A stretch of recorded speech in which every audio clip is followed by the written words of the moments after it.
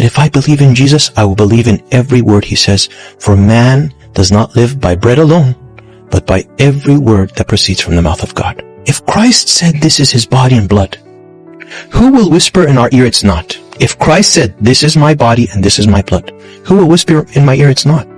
Satan. Forgive me to say, as the scriptures say, if an angel from heaven speaks another teaching that we have given you, let him be accursed. Even if an angel from heaven. Jesus said it's his body and blood. If anyone else says otherwise, this is not Christ. He did that with Adam and Eve, right? With Eve. Did God really say not to eat from every tree of the garden? But did the Lord really mean this is his body? It can't be. Surely he doesn't mean that if you eat of this tree that you will die, right? He will say it today. Surely he doesn't mean if you take communion that you have to partake of it, that this will grant you salvation. He'll say the same thing.